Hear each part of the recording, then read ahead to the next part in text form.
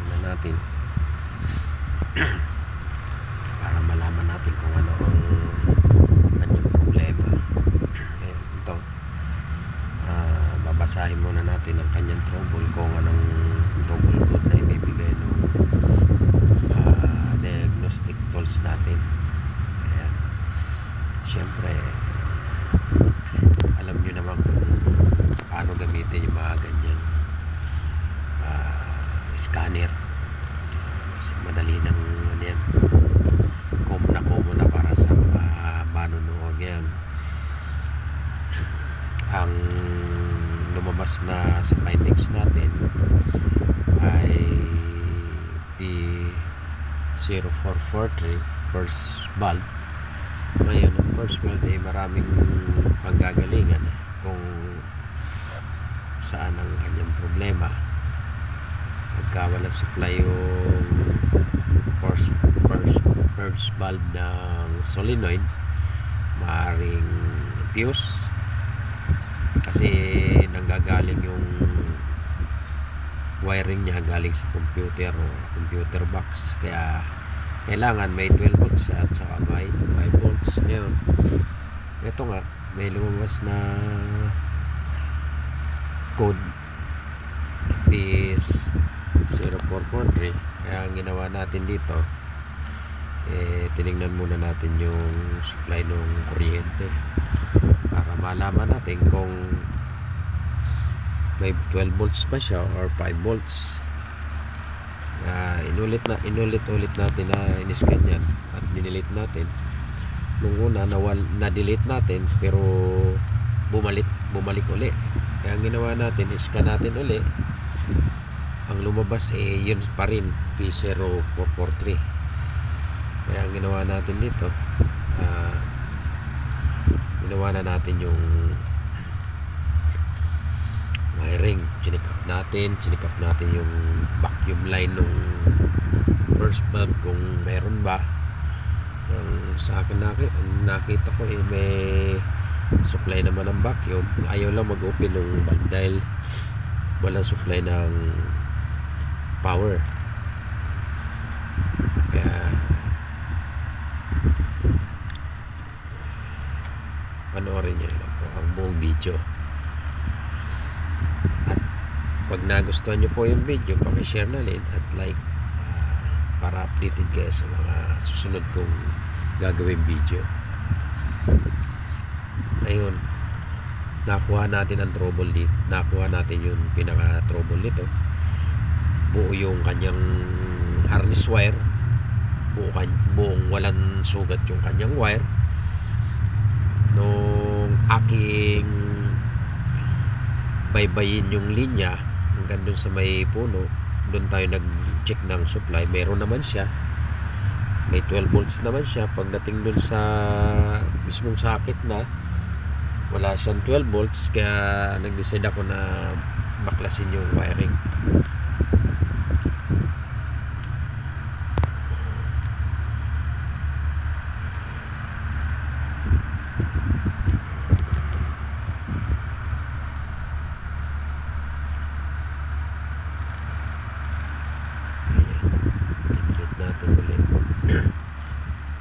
Pinandar natin ulit, pero ganun pa rin, hindi pa rin nabubura yung ano niya, chick. Ulit kung iniskan niya, saka ako pumunta dun sa engine bay para tingnan yung wiring niya. Trinay kong palitan ng pang BIOS, pero hindi akma, hindi siya po nag-function. Kaya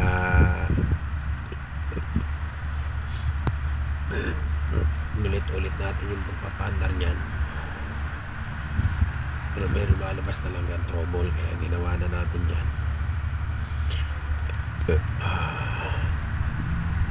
Chinek natin yung binunot natin para malaman. Tinignan natin yung mga wirings, lahat ng anggulo tinignan natin tingnan natin yung vacuum line, hose valve, solenoid. Ito nyo makatal yung makina kasi yan yung iba emission. Ayan, panoorin nyo lang ito ang video.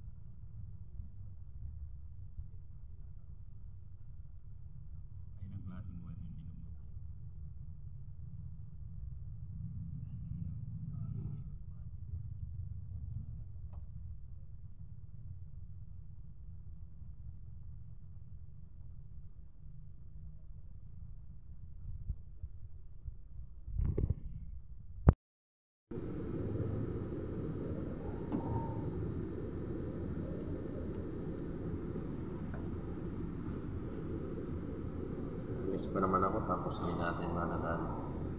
Habaan mo yan, habaan mo lang.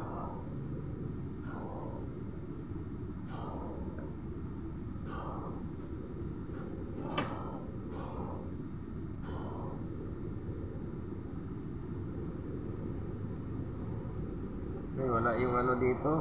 Assistant lang nandito.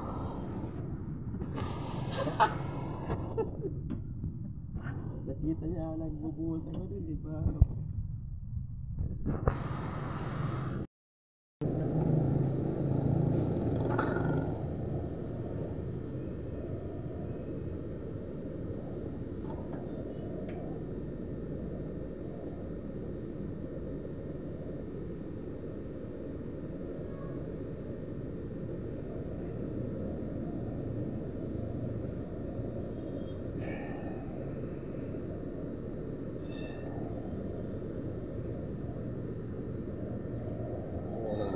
pinagpabalakan yung wife.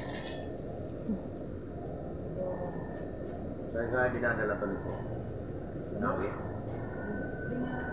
Hindi mo dati? Eh, ito siya nagpalit ito. Dati sa pag-umiwan sa Salazar. Ah, Mayroong magaling na sila dito yata niya.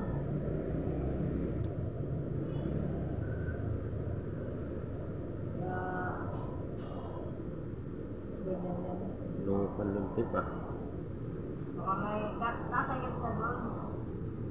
Baka may nagaling-galing yan.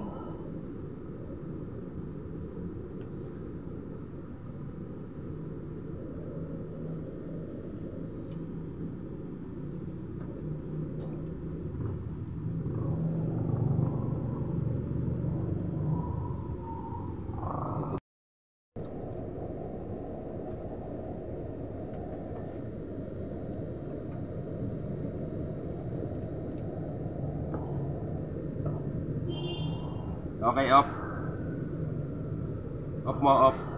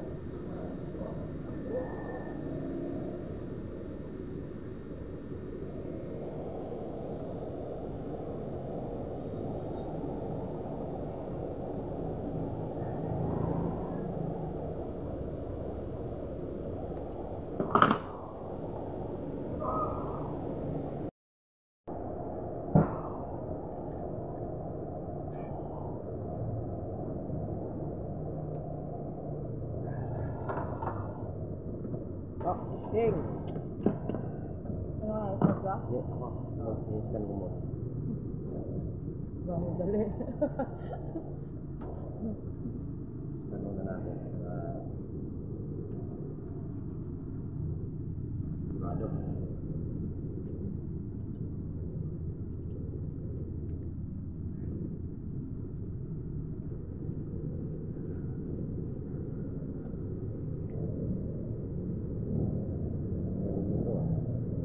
Kasi, parang ano na panit ng ano, sarado. Liha yan, di ba? Sarado. Ewan kung ano nilagay yan dyan. Ang galing ito si Manoy.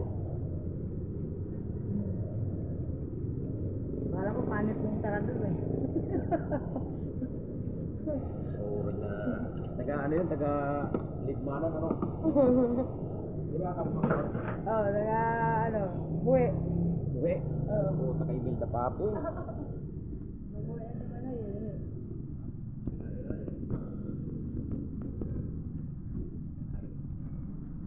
Celebrating their birthdays. You can listen to that later on, sometime from 3 o'clock to 6 p.m. with Mike and Mike, where he does a rundown of all the celebrities celebrating their birthdays today in the music industry. So many words, my goodness. If you celebrate your birthday today, July 29, 2023, you are celebrating Clara Bow. Words, words, words. She's song Natin. and one of Taylor Swift's album. Yeah, there's a song named after Clara Bow in a Taylor Swift album. Now, Clara Bow is not a fictional, character, figment of Taylor Swift's imagination, but she lived during the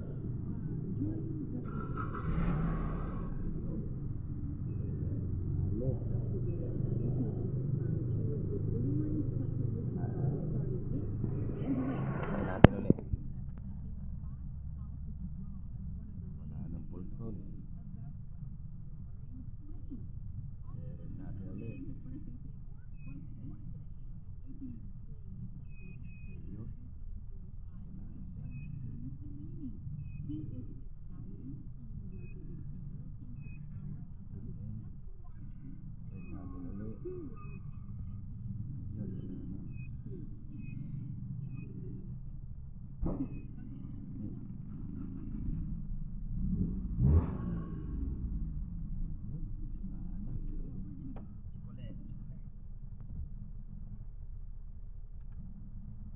Ulit. Ayun. Wala na. Ano yun?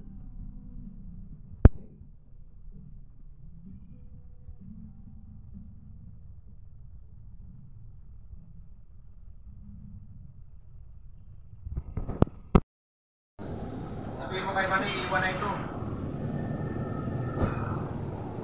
Hindi naman kuhanin na direct niya.